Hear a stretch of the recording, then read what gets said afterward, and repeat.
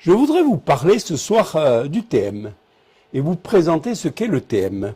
Le TM, on dit aussi des fois le mode M, le mode TM.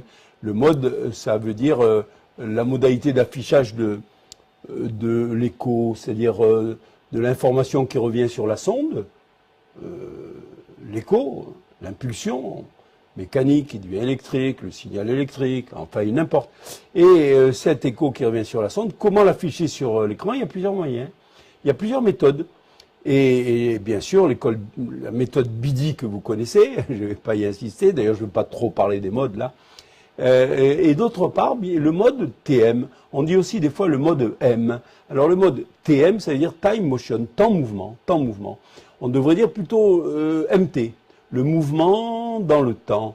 Car en effet, le mode MT, disons TM, le mode M tout court, souvent sur les machines, hein, il y a mode M tout court, M. Il y a des boutons sur un tableau de bord d'échographe qu'on appelle des boutons de mode, et on choisit le mode. Alors vous choisissez le mode BIDI ou 2D, des fois il y a marqué 2D, BIDI, mode B, bon, souvent il y a B, tout simplement, mode B, celui que vous connaissez.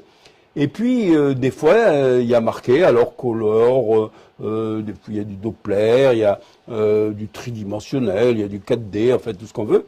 Enfin, tout ce qu'on veut, beaucoup de choses, l'élastographie, vous voyez, il y a beaucoup de modes en fait.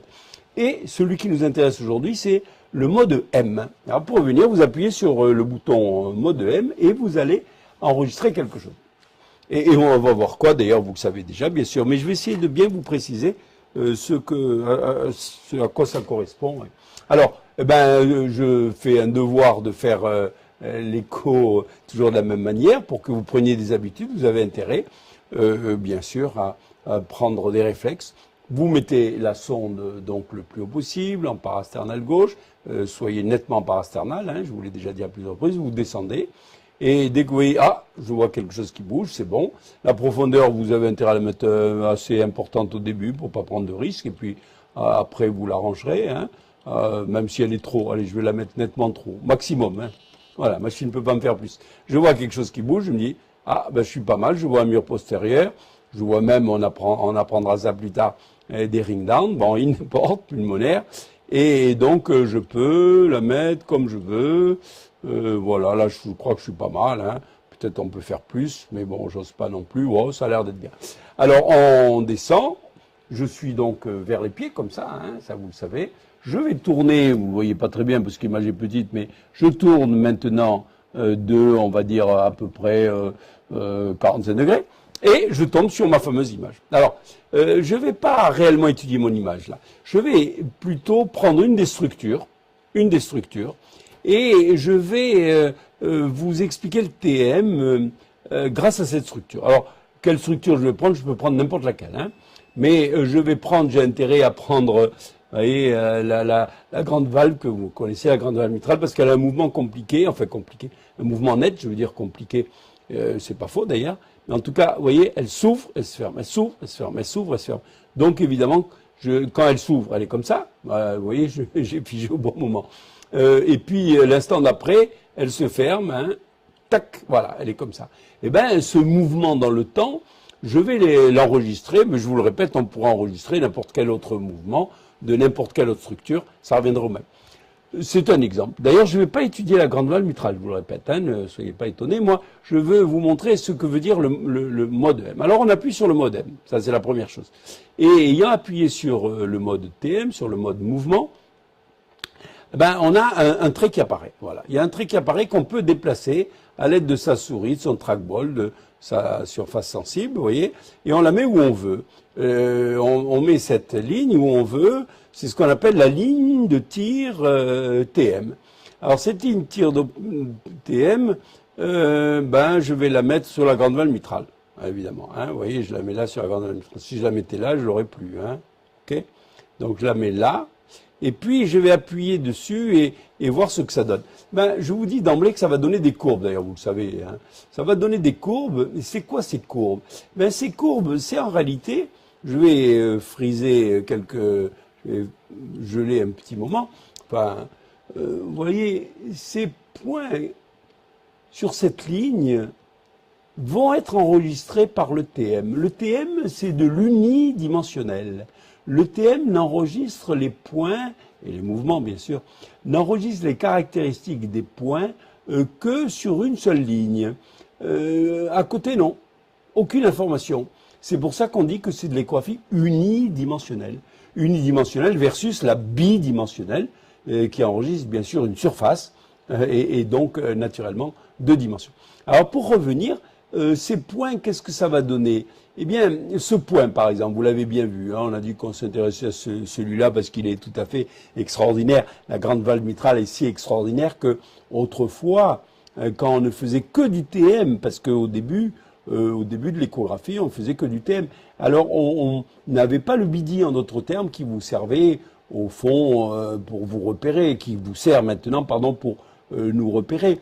On mettait juste une sonde qu'on appelait la sonde TM, une espèce de sonde crayon, et on la mettait sur le thorax, ça existe encore, hein, et on avait sur le scope ce qu'on va voir maintenant, c'est-à-dire juste des lignes, des courbes. Alors que vont représenter les courbes que je vais vous montrer dans quelques instants. Eh bien, ça va représenter les mouvements, on va dire le mouvement de ce point, par exemple, qui, vous l'avez vu, bien sûr, a tendance à monter quand la grande valve s'ouvre, puis a tendance à descendre quand, évidemment, elle se referme. Et ce mouvement-là, au fond, on pourrait dire d'ascension et de descente, hein, on peut le dire par rapport à l'image, vers le haut de l'image, vers le bas de l'image. Ce mouvement-là, de ce point-là, va être enregistré dans le temps. En d'autres termes, le mouvement va être étalé dans le temps. On va avoir une courbe qui va donc monter comme ça, et puis redescendre, et alors cette courbe va être très précise, et même elle va nous révéler quelque chose qu'on avait vu un petit peu, mais en tout cas, là, on va le voir avec beaucoup de précision, et ce mouvement, on va détailler, grâce au TM, ce mouvement de la valve. Regardez le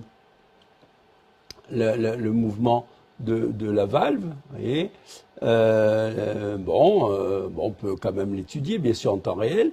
Je regarde pas les autres, hein, je cherche pas à faire autre chose que l'étude de la grande valve mitrale, et je dirais même pas de la grande valve mitrale, de cette structure-là qui bouge, je sais pas comment elle s'appelle, il n'importe. Et à ce moment-là, eh ben, j'appuie sur un mode. Une deuxième fois, puis j'ai déjà appuyé une première fois, hein. Et alors, je vais essayer quand même de faire un bon enregistrement. Et alors, qu'est-ce qui se passe, vous voyez? Je vais figer de suite, hein, j'ai une courbe qui monte et qui descend, je fige. J'ai une courbe qui monte et qui descend en plein milieu là d'une surface noire qui va représenter, vous le savez d'avance, bien sûr. Hop là, je vais chercher mon petit caliper. Vous voyez cette courbe là qui monte et qui descend d'ailleurs en deux temps. Vous voyez, je recommence. La courbe qui monte, c'est la grande valve mitrale qui s'ouvre, le point qu'on a vu tout à l'heure là. Et puis maintenant, voilà que ça descend, ça se referme. Ça se rapproche de la paroi postérieure qui est là-bas. La petite valve mitrale qu'on voit pas bien, mais enfin, en échographie c'est classique de pas bien la voir. Elle est là, hein, on la voit quand même un petit peu de temps en temps. Elle correspond ici à cette structure ici, hein, elle correspond à cette structure-là, manifestement. Hein. La grande valve mitrale, évidemment, elle correspond à ça. Hein. Et donc, pour revenir, on a ce mouvement vers le haut, puis vers le bas, et qui correspond à ce mouvement de la grande valve mitrale. Alors, bien sûr, je suis pas tout à fait aux extrémités. Si on regarde bien, on pourrait dire, mais on dirait que la grande valve et la petite valve ne coaptent pas bien, ne viennent pas l'une contre l'autre, ça se ferme pas bien. En écho B, on peut pas bien voir si ça se ferme bien, et en TM non plus. Regardez, on a l'impression là, alors que ça devrait être fermé, donc ça veut dire que la grande valve devrait être contre la petite valve, hein. Et ben, en réalité, on a l'impression qu'elles sont séparées, vous voyez. Enfin, il n'apporte des détails, mais c'est tout simplement, ou là, ici, tenez, là, on le voit un petit peu mieux, vous voyez, là, on est au moment où elle devrait être fermée, et ben, la grande valve est là, la petite valve est là, on dirait que c'est séparé par un trou, Alors que bien sûr, ça devrait être l'un contre l'autre. Et bien tout simplement parce qu'on n'est pas tout à fait au niveau des extrémités, vous voyez. Et on comprend que si on enregistre ce point-là et ce point-là, ben, ça peut être différent évidemment des points au niveau des extrémités. Bon, c'est des détails. Ce qui m'importe, c'est uniquement de vous dire, on enregistre une série de courbes, et ces courbes, elles montent et elles descendent, bien entendu. Il y en a certaines qui bougent moins, hein, c'est vrai. Hein. Par exemple, regardez là, ici, on en reparlera, ces points qui restent immobiles, au niveau de la paroi thoracique, alors bien sûr, comme ils ne bougent pas, ils restent toujours au même endroit. Au fond, qu'est-ce qu'on fait? On enregistre la distance entre la sonde et le point. Et si cette distance varie, ça monte et que ça descend, bien sûr, cette distance est enregistrée sous forme d'une ordonnée variable par rapport à l'axe des X, qui est bien entendu le temps. Pas de problème, on ne va pas se compliquer la vie avec des mots et qui n'apportent pas grand-chose. Et vous voyez que cette grande valve mitrale, finalement, elle se ferme. Certes, elle vient ici, mais en deux temps. Un premier temps qui est là, un deuxième temps qui est là. Nous aurons l'occasion de l'étudier. On appellera ça grand E, on appellera ça grand A. Vous savez peut-être déjà d'ailleurs.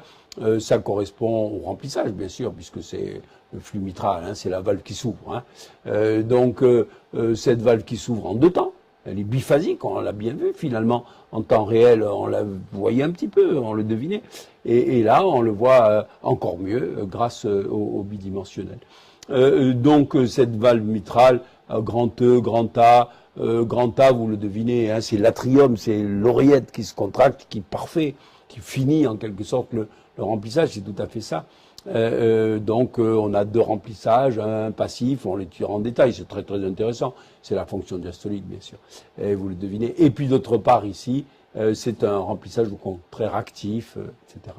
Donc voilà, moi ce que je voulais vous présenter c'est le TM. Si on a quelque chose qui bouge, par exemple là, on a l'impression qu'il y a quelque chose qui bouge puisque c'est là et puis un peu après c'est là, ça va être l'endocarde, du ventricule gauche au niveau du septum et chaque structure qui va bouger, pareil pour la petite valve, pareil pour la paroi postérieure et Dieu sait que c'est très important, la paroi postérieure du myocarde, hein, puisque quand il se contracte, il s'épaissit, il diminue bien sûr la lumière et par conséquent il a un mouvement antérieur, hein, on peut le présenter comme ça et on va le voir justement lorsque nous allons faire la fonction systolique.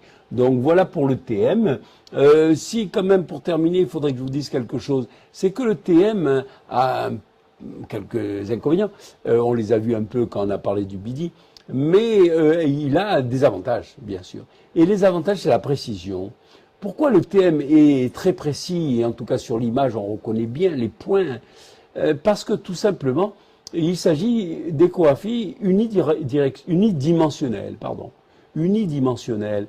Ça veut dire quoi? Ça veut dire que, au fond, l'échographe n'a qu'à enregistrer en permanence sur la même ligne de tir les échos qui reviennent. Donc, il ne se disperse pas. Il peut interroger une fois, deux fois, trois fois, quatre fois, 10 fois, 50 fois, 100 fois, puisqu'il a une seule ligne à faire. Alors que pour faire une surface, imaginez que la surface soit faite de 100 lignes. Donc il faut faire une ligne, puis une deuxième, puis une troisième, puis une quatrième, puis une 98e, une centième, et enfin on a fait une image.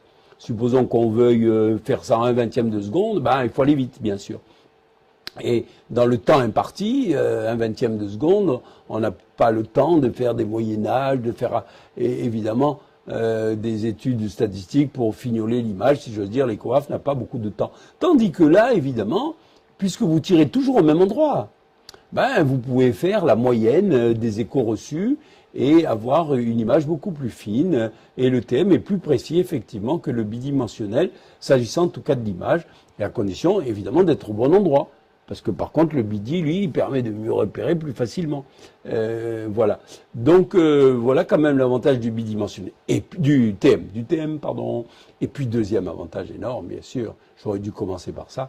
À quoi sert le TM? Le TM sert évidemment à avoir un document, pour récupérer un document objectif, médico-légal en quelque sorte, qui reste là, et qui est la preuve de quelque chose.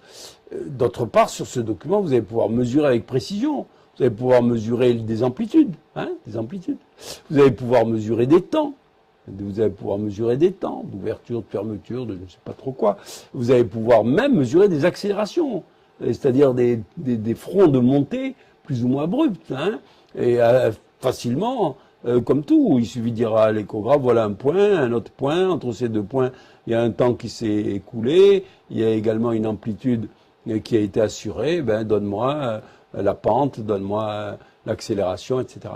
Donc, évidemment, on aura la possibilité de faire des mesures chiffrées précises, et je le répète, qui vont rester comme un document dans votre dossier patient, tout ça vous le savez, mais bien sûr, il fallait que je vous le rappelle. Bye bye.